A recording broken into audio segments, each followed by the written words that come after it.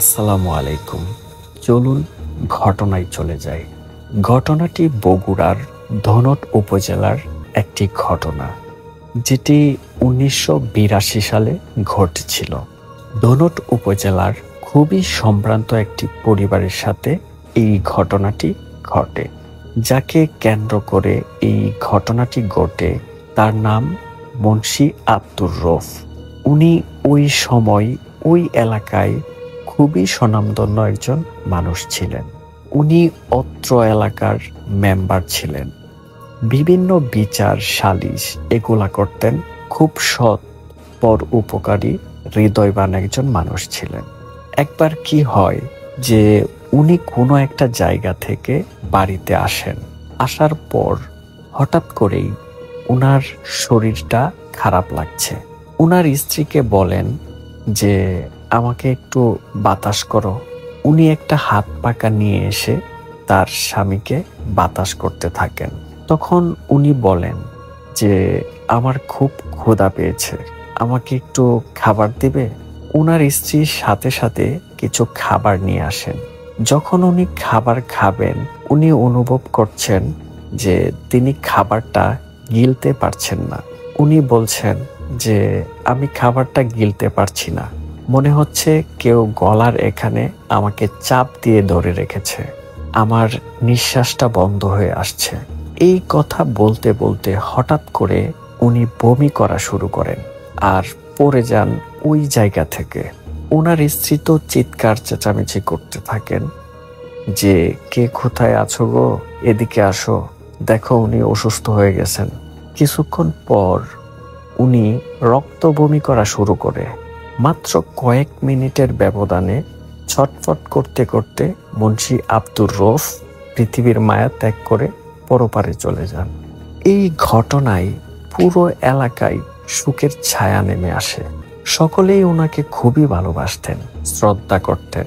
সব বয়সী, সব শ্রেণী পেশার মানুষ তাকে শ্রদ্ধা করতেন ওনার বিভিন্ন সৎ এবং ভালো কাজের জন্য। স্থানীয় একটি নতুন তৈরি হওয়া কবরস্থানে ওনাকে দাফন করা হয়। এই কবরস্থানটা তৈরি করার পেছনে জায়গা দান করাও এই মুন্সি আব্দুর রউফের অবদান ছিল। নিজের হাতে গড়া সেই কবরস্থানেই মুন্সি আব্দুর রউফকে কবরস্থ করা হয়। নতুন কবরস্থান থেকে উনার বাড়ির দূরত্ব 1 কিলোমিটারের মতো। উনাকে যেদিন কবর দেওয়া হয়, দিনের বেলাতেই কবর দেওয়া হয়। ওই দিন রাতের বেলায় একটা ঘটনা ঘটে। সেটি হচ্ছে মসজিদের যিনি ইমাম সাহেব, উনি এশার নামাজ পড়ে বাড়িতে যেতেন। উনি আসরের সময় নামাজ পড়ে, মাগরিবের নামাজের সময় নামাজ পড়ে, আবার এশা পর্যন্ত অপেক্ষা করেন এবং এশার নামাজ পড়ে মসজিদ গুছিয়ে তারপর বাড়িতে যেতেন। ওনার একটা হারিকেন ছিল, সেটা নিয়েই তিনি আসা যাওয়া করতেন।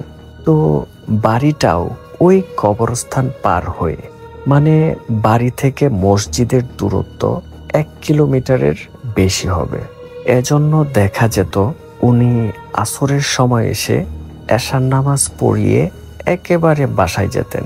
উনি যখন এশার নামাজ পড়িয়ে ওই কবরস্থানের পাশ দিয়ে যাচ্ছিলেন, হঠাৎ করে উনি জিকিরের আওয়াজ শুনতে পান। অদ্ভুত শব্দে জিকিরের আওয়াজ। এই জিকিরের আওয়াজটা আসছে এই মুন্সি আব্দুর রউফ সাহেবের কবরের ওখান থেকে। নতুন কবরস্থান তো, বেশ দূরে দূরেই কিছু কবর ছিল, অল্প কিছু কবর ছিল। যেই পাশ দিয়ে আসছে শব্দটা, এটা মুন্সি আব্দুর রউফ সাহেবের কবর থেকে আসছে, এটা উনি নিশ্চিত হন। উনি চিন্তা করলেন যে আব্দুর রউফ সাহেব তো অত্যন্ত ভালো একজন মানুষ ছিলেন, হয়তোবা কোনো জিন এখানে এসে জিকির আজগার করছে, ওনার জন্য দোয়া করছে। এটা হতেই পারে। এটাকে উনি খুব একটা অস্বাভাবিকভাবে নেন নাই, বরঞ্চ নিয়ম অনুযায়ী তিনি ওখানে বেশিক্ষণ দাঁড়ায় নাই, দ্রুত পাশ কাটিয়ে চলে গিয়েছেন। কারণ এই ধরনের ঘটনা ঘটলে সেখানে বেশিক্ষণ দাঁড়ানো উচিত না। এটাকে উনি ভালো মনে করেই এখান থেকে চলে যান। এটা কিন্তু উনি কাউকে বলেন নাই। পরের দিন এশার নামাজের পর উনি যখন বাড়ি ফিরছেন, রাত আনুমানিক 9টা 9:30 হবে, তখনকার সময়ে ওই গ্রামে সন্ধ্যার পরপরই লোকজন শুয়ে পড়ত। এই কারণে ওই সময় একদম শুনশান নীরবতা বিরাজ করত। আশেপাশে লোকজন দেখাই যেত না। উনি যাচ্ছেন হাতে হারিকেন নিয়ে। আবারও মুন্সি আব্দুর রউফ সাহেবের কবরের পাশ থেকে সেই জিকিরের আওয়াজ শোনা যায়। এবারও উনি বিষয়টা এড়িয়ে তাড়াতাড়ি বাড়িতে চলে যান। উনি একটা অদ্ভুত বিষয় লক্ষ্য করলেন। সেটা হচ্ছে এই জিকিরের আওয়াজ এটা স্বাভাবিক কোনো শব্দ ছিল না। যেমন আমরা জিকির করি সুবহানাল্লাহ, আলহামদুলিল্লাহ, লা ইলাহা ইল্লাল্লাহ, আল্লাহু আকবার বা লা ইলাহা ইল্লাল্লাহ, এইভাবে জিকির করে, কিন্তু এটাতে এই টাইপের কোনো শব্দ উনি শুনেন নাই। অদ্ভুত রকমের কিছু শব্দ, কিন্তু সেটা আরবি কোনো শব্দ ছিল না। আর উনি তো মসজিদের ইমাম ছিলেন। উনি চিন্তা করলেন এটা কি ধরনের শব্দ, আর ভাবলেন জিনেরা তো বিভিন্নভাবে শব্দ উচ্চারণ করে, হয়তোবা কারণ ওদের হিসাব নিকাশ আলাদা হতে পারে, এরকম কিছু। তৃতীয় দিন একই রকম ভাবে উনি এই জিনিসটা শুনতে পান। তখন কেন জানি উনার সন্দেহ লাগে যে এরকম একই সময়ে এটা হচ্ছে, বিষয়টা একটু সন্দেহজনক বটে। কেন যেন উনার মনের মধ্যে খটকা লাগে। উনি কি করলেন, এইবার উনি পাশ কাটিয়ে না গিয়ে উনি কবরের মধ্যে ঢুকেছেন। ঢুকার পর উনি যখন কবরের কাছে গিয়েছেন, তখন কবরের চারদিকে কোনো বেড়া টেরা ছিল না। তো উনি ওই কবরের কাছে যখন গিয়েছেন, তখনও ওই শব্দ উনি শুনতে পাচ্ছেন। উনি কি করেন, বিসমিল্লাহ বলে ওই কবরের উপরের মাটিতে হাত রাখেন। যখনই হাত রেখেছেন, মনে হলো কবরের মধ্যে একটু হুটপুট শব্দ হলো। এরপর সবকিছু একদম শান্ত স্বাভাবিক। তখন উনি কিছু একটা চিন্তা করলেন। চিন্তা করার পর ওই অবস্থাতে উনি বাড়িতে ফেরত আসার জন্য যখন রওনা হবেন, 4-5 পা এগুতেই আবার হঠাৎ করে সেই জিকিরের শব্দ, সেই শব্দ উনি শুনতে পেলেন। উনি তাড়াতাড়ি বাড়িতে চলে গেলেন। পরের দিন উনার এক উস্তাদ, তিনিও একটা মসজিদের ইমাম ছিলেন, তিনি এই কবর রিলেটেড বিভিন্ন সমস্যার সমাধান করেছিলেন। বিভিন্ন ঘটনা ঘটে কবর রিলেটেড। যেমন দেখা যায় কবরের ভিতর থেকে কেমন যেন এক ধরনের আওয়াজ আসে। পরে কবর খুঁড়ে দেখা গেল যে এই কবরের মধ্যে যে লাশটা কবরের এক সাইডে বসে আছে। সেই লাশটা নিজের কাপড় খেয়ে ফেলছে, অল্প একটু বাকি আছে বা পুরোটাই খেয়ে ফেলেছে। সেই কাপড়টা টেনে বের করা, এই ধরনের ঘটনা কিন্তু আমরা বিভিন্ন সময় শুনেছি। উনি এই ধরনের সমস্যার সমাধানও করেছেন। এই কারণেই ইমাম সাহেব তার উস্তাদের কাছে যান, বলেন যে হুজুর, এই ব্যাপার। মুন্সি আব্দুর রউফ সাহেবকে তো আপনিও খুব ভালো করে চেনেন, খুব ভালো একজন মানুষ ছিলেন তিনি। উনার মৃত্যুতে আমরা সবাই শোক আহত, কিন্তু গত কয়েকদিন ধরে আমি এই ধরনের ঘটনা শুনছি, এই ব্যাপার। গতকাল রাতেও আমি এই ব্যাপার দেখলাম। কবরের উপর হাত দিলাম, কেমন হুটপুট শব্দ হলো, ঠান্ডা হয়ে গেল। আবার আসার সময় আবার শুরু হলো। বিষয়টা আমার কাছে স্বাভাবিক মনে হচ্ছে না। তখন হুজুর বললেন, অনেক সময় দেখা যায় আল্লাহ তাআলা মানুষকে শিক্ষা দেওয়ার জন্য কবরের অনেকগুলো বিষয় দৃশ্যমান করেন। যদিও হাদিসে রয়েছে কবরের আযাব মানুষ ও জিন ব্যতীত পৃথিবীর সকল প্রাণী বুঝতে পারে, কিন্তু উনি যেরকম ভালো মানুষ ছিলেন, তাতে করে তো এমনটা হওয়ার কথা না। এটা কবরের আযাবেরও কিছু না। আবার কবরের আশেপাশে জিকির করবে, এটা হতে পারে, কিন্তু তুমি যেভাবে বলছো এমনটা তো হওয়ার কথা না। আসলেই তো বিষয়টা সন্দেহজনক। তখন হুজুর বলেন, ঠিক আছে, কালকে এশার নামাজ আমি পড়ানোর পর ওই কবরস্থানে চলে আসব। তুমিও এশার নামাজের পর ওই কবরস্থানে চলে এসো। আমি দেখব আসলে ব্যাপারটা কি, দেখি আমি বুঝতে পারি কিনা। তো এই কথার পরে এই ইমাম সাহেবও চলে আসেন। এশার নামাজের পর যথারীতি ওই জায়গাতে হাজির হয়ে যান। এবারও জিকিরের আওয়াজ শুনছেন। এর একটু পর ওই উস্তাদ সাহেব উনিও এসে হাজির হন। উনিও হাতে একটা হারিকেন নিয়ে চলে আসেন। আসার পর বলছেন যে চলো আল্লাহর নামে ভিতরে ঢুকি। উনারা দুজনই যাওয়ার পর এই ধরনের অদ্ভুত শব্দের জিকির শুনতে পাচ্ছেন। যেই উস্তাদ সাহেব এসেছেন উনি বলেছেন যে শোনো, আসলেই এখানে এমন কিছু ঘটেছে যেটা স্বাভাবিক বিষয় নয়। এমন কিছু এখানে হচ্ছে যেটা ভালো কিছু না, কিন্তু কি হচ্ছে সেটা বুঝতে পারছি না। একটু অপেক্ষা করো, আমি জিহাদকে ডাকি। এরপরেই উনি বলতে থাকেন, জিহাদ, তুমি কি কিছু শুনতে পাচ্ছ? এইদিকে এই জিহাদটাকে, জিহাদ এবং বরকত এই দুজন হচ্ছে ওই উস্তাদ সাহেবের খুবই ঘনিষ্ঠ শিষ্য ছাত্র। তারা অনেক বয়স্ক হলেও জিনদের মধ্যে তারা যুবক শ্রেণীর, খুব চালাক, বিজ্ঞ যোদ্ধা প্রকৃতির জিন তারা। তো এই উস্তাদ সাহেবের কাছে তারা সব সময় আসেন। উস্তাদ সাহেবকে খুবই সম্মান করেন, শ্রদ্ধা করেন এবং তারা খুব জ্ঞানীও বটে। উনি বলেন, জিহাদ, তুমি কি কিছু শুনতে পারছো? পাশে থাকা সেই হুজুর উনি বুঝতে পারছিলেন না যে উনার উস্তাদ কার সাথে কথা বলছে। উনি বলেন, উস্তাদ, আপনি কার সাথে কথা বলেন? হুজুর বলেন যে আমার দুই ভক্ত জিন, আমি একজনকে ডেকেছি, জিহাদকে, ওকেই আমি বলছি। আমি এরকম কথা বলবো, তোমার ভয় পাওয়ার কিছু কারণ নাই, ও খুব ভালো। উস্তাদ হুজুর কথা বিনিময় করছেন, কিন্তু জিহাদ কি বলছে এটা কিন্তু অন্য হুজুর শুনতে পাচ্ছেন না। ওই উস্তাদ সাহেব হুজুরকে বলেন যে শোনো, জিহাদ আমাকে জানালো যে ও নাকি কিছুই শুনতে পাচ্ছে না, অথচ আমরা এই অদ্ভুত রকমের জিকিরের শব্দ শুনতে পারছি এবং জিহাদ এই কবরের চারপাশে ঘুরে এসেছে। সে বলছে যে এই কবরের আশেপাশে কোনো খারাপ শক্তি নাই, কোনো পিচার শ্রেণীর জিনও নাই, কোনো ভালো জিনও নাই, আর এই কবরের ভেতরকার শব্দ সে শুনতে পারছে না। তাহলে ব্যাপারটা কি? তখন বলে, দেখি বরকতকে ডাকি, বরকত কি বলে। তখন বরকতকেও ওই উস্তাদ সাহেব আহ্বান করেন। বরকতও আসে। বরকতও খুব সময় নিয়ে চারদিকে ঘুরেন, ওই কবরটার চারদিকে ঘুরে।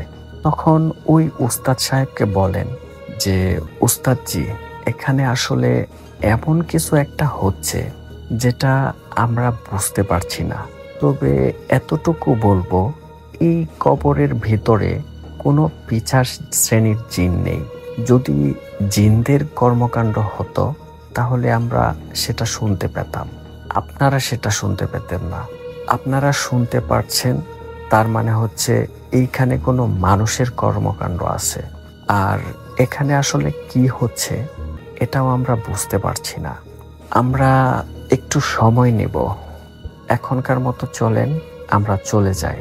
ওনারাও ওখান থেকে চলে আসেন।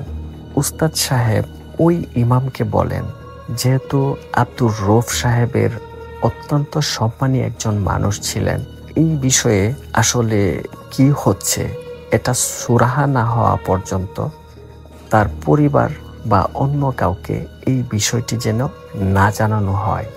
জানানো হলে বিষয়টি নিয়ে অনেক নেতিবাচক কথা ছড়িয়ে পড়তে পারে। এটার রহস্য বের হওয়ার পরেই ওনারা সকলকে বিষয়টি জানাবেন সিদ্ধান্ত নেন। ইমাম সাহেব আর উস্তাদ সাহেব যার যার মতো বাড়িতে চলে যান। এর পরের দিনও ওই ইমাম যখন রাতের বেলা কবরের পাশ দিয়ে যাচ্ছিলেন একই রকমের সাউন্ড উনি শুনতে পেলেন। তবে উনি আর ওখানে দাঁড়ালেন না, উনি সোজা বাড়িতে চলে গেলেন। এর 2 দিন পর ওই উস্তাদ সাহেব উনি দিনের বেলাতেই খুব তাড়াহুড়া করেই উনার ছাত্র ইমামের বাড়িতে চলে আসেন। এসে বলেন, খুব ভয়ঙ্কর কিছু তথ্য পেয়েছি, যেটা শুনলে তুমিও অবাক হয়ে যাবে, আতঙ্কিত হবে। তখন উস্তাদ সাহেব বলতে লাগলেন যে গত 2 দিন প্রতি রাতেই আমি ওই কবরের কাছে গিয়েছি, অনেক রাতে। আমি যখনই ওই কবরের উপর হাত দেই তখনই ওই আওয়াজটা বন্ধ হয়ে যায়, কিন্তু দূরে আসলে আবার শুরু হয়ে যায়। ফজরের আজান পর্যন্ত এটা চলতে থাকে। আর আমি গত রাতে একটা স্বপ্ন দেখেছি। আমি স্বপ্নে দেখেছি ওই কবরের মধ্যে 2টো বেটে আকৃতির কালো কুচকুচে অবয়ব ওই লাশের পায়ের কাছে একটা বসে আছে, আর একটা বুকের কাছে মুখোমুখি অবস্থানে বসে আছে। বসে বসে ওরা কি যেন ভয়ঙ্কর শব্দ পাঠ করছে। এই স্বপ্নটা আমি ইস্তেখারা করার মাধ্যম দিয়ে দেখেছি। তার মানে আল্লাহ আমাকে কোনো কিছুর নির্দেশনা দিয়েছেন, কোনো কিছু বোঝানোর চেষ্টা করেছেন। এখনো আমি বিষয়টি পরিষ্কার না, কিন্তু যদি জিনেদের মাধ্যম দিয়ে এটা হতো তাহলে বরকত এবং জিহাদ সেটা টের পেত। তাহলে রহস্যটা কি, এটা আমি এখনো বুঝতে পারছি না। আমি আজকে তোমাকে সাথে নিয়ে কবরটা ঘুরব, তবে এটা কাউকে বলা যাবে না। সুতরাং আজকে মনে মনে প্রস্তুত হয়ে নিও, আজকে আমরা কবর ঘুরব।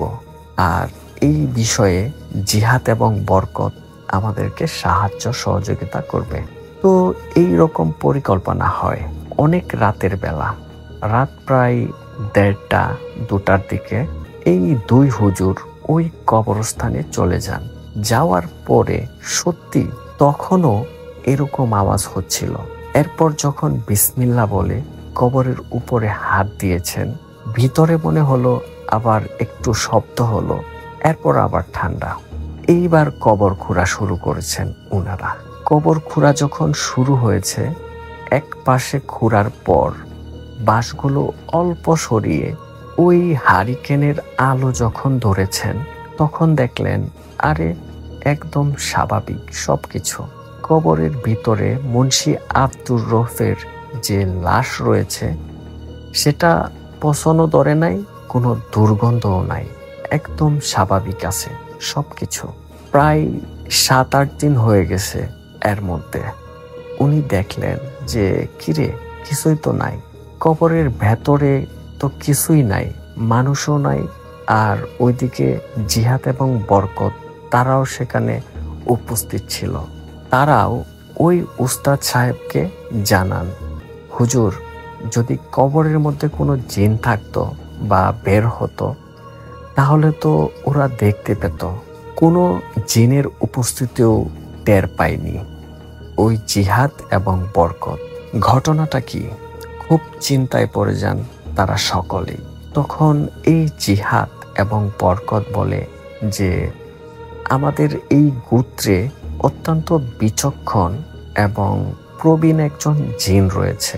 উনার অনেক বয়স হয়ে গেছে, উনি কোথাও যেতে পারেন না, উনি আমাদের গোত্রেই থাকেন। বিভিন্ন সমস্যা সমাধানে ওনার কাছে পরামর্শ চাইলে উনি কিতাবাদি ঘাটেন। ওনার অভিজ্ঞতার আলোকে বিভিন্ন সমস্যার সমাধানের জন্য উনি পথ বাতলে দেন। আমরা ওনার কাছে যাব, দেখি উনি কি বলেন। উনি যেটা বলেন সেটা এসে আপনাদেরকে জানাবো। ওনারা আবার কবরের মাটি ঠিকঠাক করে দিয়ে চলে যান। পরের দিন এই জিহাদ এবং বরকত এসে ভয়ঙ্কর কিছু তথ্য দেয়। তথ্য দেওয়ার পর সকলেই নড়ে চড়ে বসেন। জিহাদ এবং বরকত বলেন যে আগামী কয়েকদিন পর এই কবরটা যেন পুনরায় খোঁড়া হয়। একটা সময়ও বলে দেয় যে এই সময়ে যেন খোঁড়া হয়। এই সময়ে খোঁড়া হলে অবশ্যই কবরের মধ্যে কিছু না কিছু তারা সকলেই দেখতে পাবেন। আর যখন দেখতে পাবেন এর পরেই বোঝা যাবে আসলে রহস্যটা কি। এখন পর্যন্ত কোনো বিষয়ে বলাটা অত্যন্ত মুশকিল। এখন এই বিষয়ে কোনো কিছু বলা যাবে না। ওই বৃদ্ধ প্রবীণ জিন আপাতত এই তথ্য দেন। তখন সিদ্ধান্ত হয় যেই সময়টা বলা হয়েছে রাতের বেলা কবর খোঁড়ার, সেই সময়টা যেই দিন হুজুর দুইজন ওখানে যাবেন, জিহাদ এবং বরকতও সেখানে থাকবেন।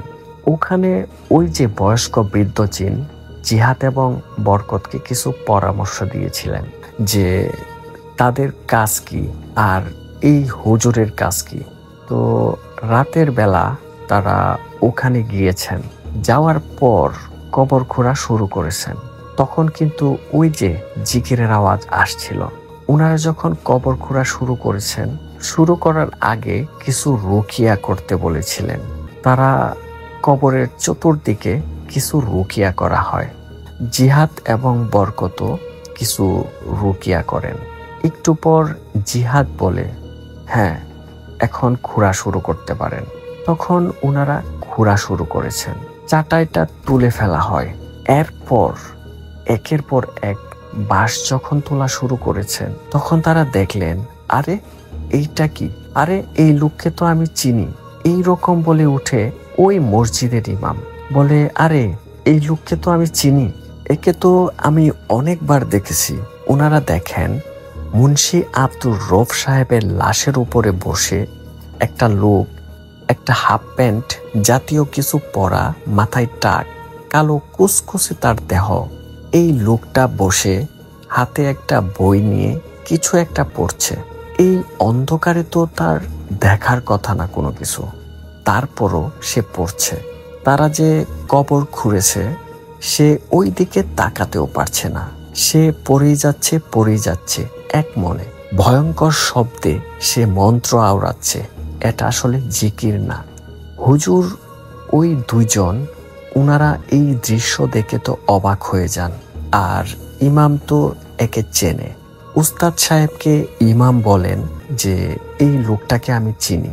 এই লোকটা অনেকবার এই মুন্সি আব্দুর রব সাহেবের বাড়িতে আসছে। আমি মুন্সি আব্দুর রব সাহেবের বাড়িতে মাঝে মধ্যে যেতাম। তখন এই লোকটাকেই এই বাড়িতে আমি দেখেছি।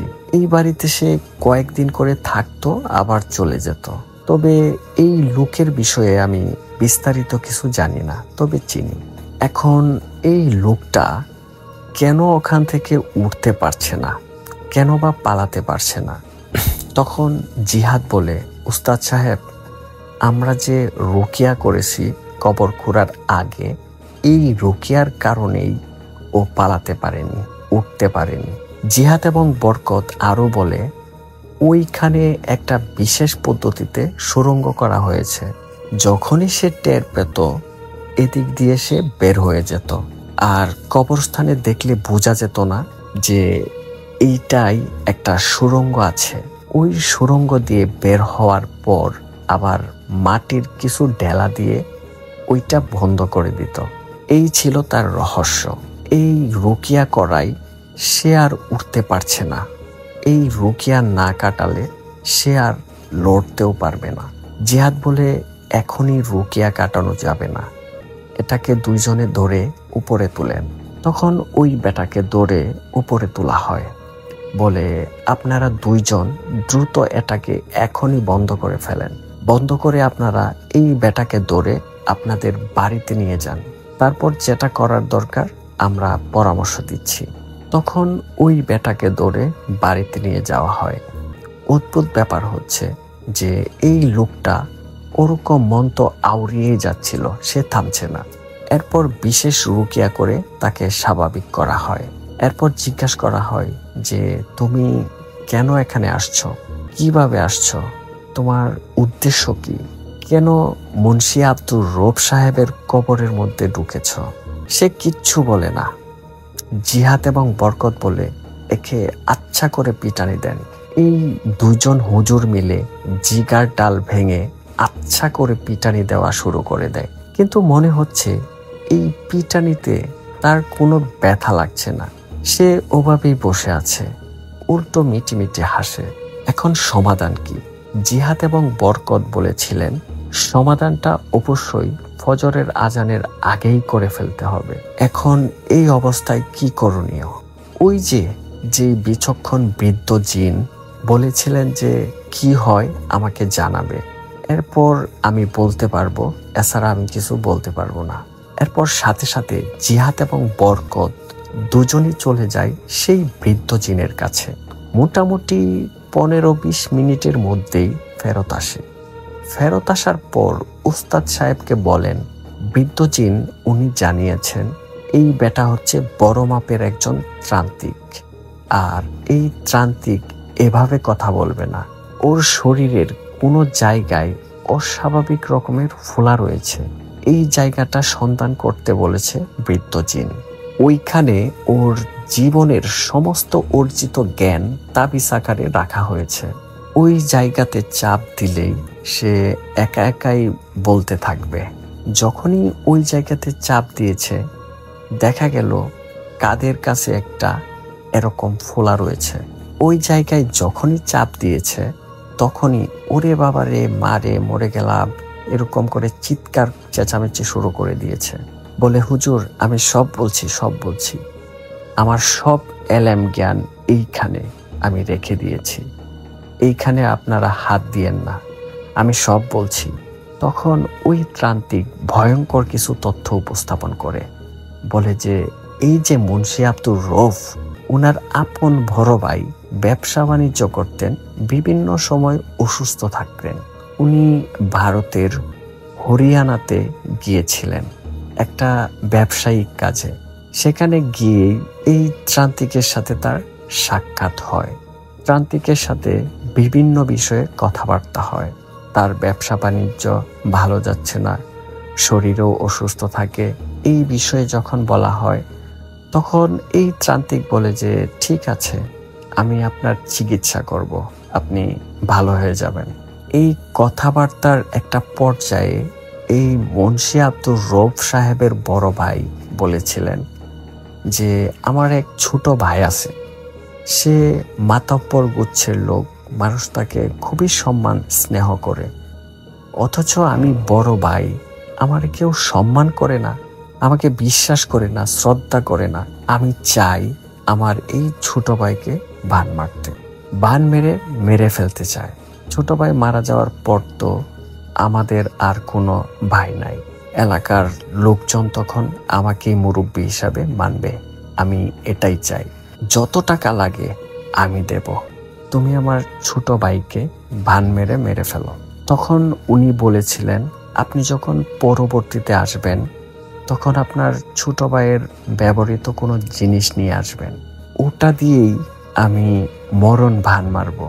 পরবর্তীতে যখন আবার হরিয়ানাতে গিয়েছেন, তখন উনি ছোট ভাইয়ের ব্যবহৃত কিছু জিনিস, মাথার চুল, এগুলো নিয়ে ওই ত্রান্তিকের কাছে দিয়েছেন।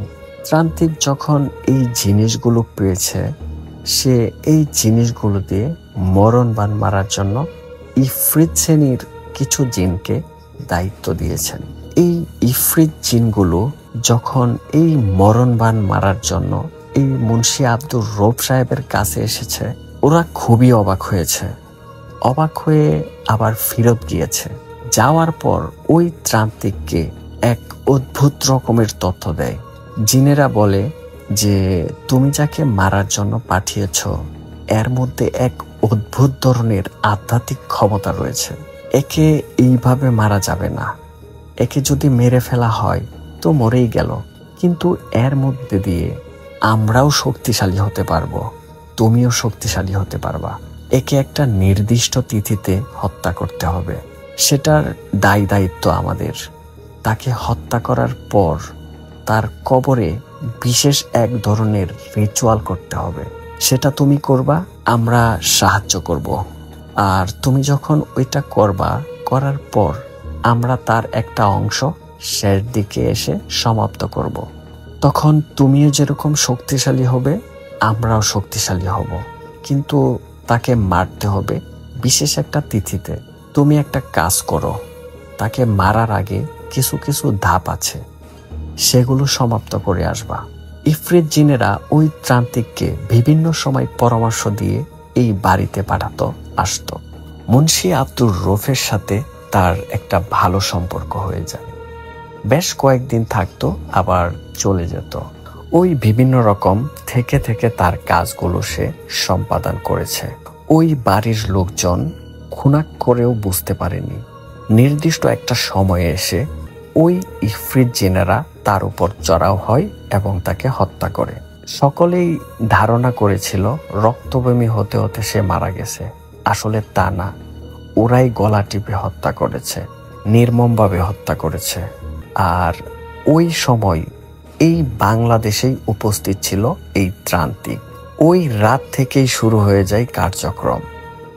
যেখানে কবর দেওয়া হয়েছে, জিনের সহযোগিতায় একটা সুড়ঙ্গ করা হয়েছে, খুব চিকন একটা সুড়ঙ্গ। ভোর পর্যন্ত সে এই কাজটা করত। এই রুকিয়া করার কারণে সে ধরা পড়ে যায়, পালাতে পারেনি। এই তথ্যগুলো এই ত্রান্তিক সে জানায়। ত্রান্তিক এই তথ্যগুলো যখন জানায়, বাকি কিছু তথ্য কি এটা জানার জন্য জিহাদ এবং বরকতকে অনুসন্ধান করতে বলেন। এই সব কিছু শুনে জিহাদ এবং বরকত সেই বৃদ্ধ জিনের কাছে উপস্থাপন করেন। সব শোনার পর বৃদ্ধ জিন দ্রুত কিছু পদক্ষেপ নেওয়ার জন্য পরামর্শ দেন এবং ওই বৃদ্ধ জিন বলে দেন, এই মুহূর্তে ওই কবরের মধ্যে দুটি ইফরিত জিন আটকে আছে। জিহাদ এবং বরকত সেখানে একটা মায়াজাল সৃষ্টি করেছিল, যেই কারণে আশেপাশের অনেক ইফরিত থাকলেও তারা কোনো ক্ষতি করতে পারেনি। কিন্তু এই কবরের মধ্যে যখনই এই ত্রান্তিককে বের করা হয়েছে, এইটা চুম্বকের আকর্ষণের মতো ওই দুইটা ইফরিত জিন কবরের মধ্যে ঢুকে গেছে। ওরা আটক হয়ে গেছে এবং ওরাও ইফরিত জিনদের মধ্যে খুবই বয়স্ক জিন। এদের দুজনকে না নিয়ে অন্য ইফরিত জিন কিন্তু যাবে না, আর এদেরকে অবশ্যই মুক্তি দিতে হবে ফজরের আজানের আগে। তা না হলে বড় ধরনের আবার একটা বিপদ হতে পারে, এটাও এই বৃদ্ধ জিন বলে দেয়। এরপর জিহাদ এবং বরকত ফিরত আসেন। আসার পর কিছু কিছু কথা উস্তাদকে বলেন এবং কি করণীয়, কি করতে হবে জিহাদ এবং বরকত এটাও বলেছিলেন যে বৃদ্ধ জিন জানিয়েছেন যে পূর্ব থেকে যদি জানা যেত আসলে কি হচ্ছে, তাহলে এই সমস্যাটা অনেক আগেই নাকি সমাধান করা যেত। যখন কবরটা প্রথম আংশিক করেছিলেন, ওই লাশের মুখের মধ্যে বিশেষ এক ধরনের জাদুর উপকরণ ঢুকিয়ে রেখেছে এই ত্রান্তিক। এটা যদি ওই সময় বের করে নষ্ট করে ফেলা হতো, তাহলে ওটা ওখানেই শেষ হয়ে যেত। যেহেতু শুরুর দিকে এই বিষয়টা বোঝা যায় নাই, এখন ওই লাশের মুখের ভেতরে সেই জিনিসটা রয়েছে, সেটা বের করে নষ্ট করে ফেলতে হবে। এটা হলো একটা। আরেকটা বিষয়, ওই ত্রান্তিককেই জিজ্ঞেস করা হয় যে এখন সমাধান কি বলো। তখন ত্রান্তিক বলে যে ইফরিত দুটো জিনকে মুক্তি দিতে হবে, কিন্তু মুক্তি দেওয়ার পর এই ত্রান্তিককে ওই জিনেরা মেরে ফেলবে। এখন ওই ত্রান্তিক মরুক আর বাঁচুক, এটা নিয়ে কারো মাথা ব্যথা ছিল না। ওদিকে কি হয়, এই ত্রান্তিককে বেঁধে রেখে ওনারা আবার কবরস্থানে যান এবং কবরটা খুঁড়া হয়। এরপর হুজুর ওই কবরের মধ্যে নেমে দেখেন আসলেই সেই মুন্সি আব্দুর রৌফের লাশের মুখে একটা পুটলির মতো পাওয়া যায়। এটা বের করে উপরে নিয়ে আসেন, আর ওই দুটো জিনকে কিন্তু মুক্তি দিলেও কিন্তু তাদেরকে আটক করে ফেলা হয়। তারা যখন ওখান থেকে ফেরত আসছিল দুটো জিনকে বন্দি করে, তখন নাকি আশেপাশে অনেক কান্নাকাটির আওয়াজ, পিছন থেকে মনে হচ্ছে ঝড় বৃষ্টি, কান্নাকাটি, গর্জন, ভয়ঙ্কর শব্দে তাদেরকে কিছুটা ভীত করে ফেলে। কিন্তু জিহাদ এবং বরকত বলেছিলেন আপনারা ফেরার পথে কিন্তু ভুলেও পিছনে তাকাবেন না, তাকালে আপনারা ভয় পেতে পারেন, দ্রুত এখান থেকে চলে আসেন। ওই যে দুটো জিন, এই দুটো জিন স্বীকার করেছে যে আজকের রিচুয়াল যদি শেষ হতো, ওই সুড়ঙ্গ দিয়ে সরাসরি শয়তানের সাথে যোগাযোগ আছে, এমন খুবই শক্তিশালী একটা জিন প্রবেশ করে সে নিজেও শক্তিশালী হতো আর ইফরিত জিনদেরকেও শক্তিশালী করত এবং এই ত্রান্তিককে বিশেষ একটা ক্ষমতা দিত, কিন্তু সেটা নষ্ট হয়ে গেছে। ওই দুটো জিন হুমকি দামকি দেন জিহাদ এবং বরকতকে যে আমাদের যদি কোনো ক্ষতি না করে ছেড়ে না দাও তাহলে কিন্তু বড় ধরনের বিপদে পড়বা তোমরা। জিহাদ এবং বরকত এদের কোনো তোয়াক্কা না করে এই দুটো জিনকে বন্দি করে তাদের গোত্রে নিয়ে যায় এবং ওই যে বিচক্ষণ বৃদ্ধ জিন উনি ফয়সালা দিবেন কিভাবে কি করতে হবে। জানা যায় যে ওই দুটো জিনকে বিশেষ পদ্ধতিতে তাদেরকে শক্তিহীন করে ফেলা হয়। আরও একটা ব্যাপার ঘটে, সেটা হচ্ছে এই যে ত্রান্তিক তাকে শক্তিহীন করার জন্য কি করতে হবে, যেখানে উঁচু রয়েছে মানে যেখানে একটা তাবিজ দেহের ভিতরে রাখা হয়েছে এই জায়গাটা কেটে ওর ভিতর থেকে তাবিজটা বের করে ফেলতে হবে। ওই ত্রান্তিক তো কিছুতেই রাজি হওয়ার কথাও না। হুজুর দুইজন মিলে ওনারা এই কাজটি সম্পন্ন করেন। চাকু দিয়ে কেটে ওই জায়গা থেকে তাবিজটা বের করে ফেলেন। এরপর ওই তাবিজটা জিহাদের হাতে তুলে দেন। জিহাদ এটা নিয়ে ওই বৃদ্ধ জিনের কাছে যায়, উনি এটা সমাধান করেন। এই তাবিজটা একটা মেমোরি কার্ডের মতো ভূমিকা পালন করেছে, ওখান থেকেই তার বিভিন্ন শক্তি আসতো। এটা একটা রহস্যময় ব্যাপার।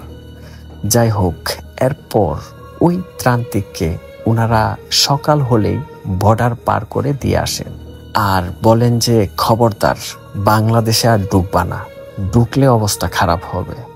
ওই ত্রান্তিক চলে যায় আর ওই ত্রান্তিকের সাথে কি হয়েছে পরে আর জানা যায় না।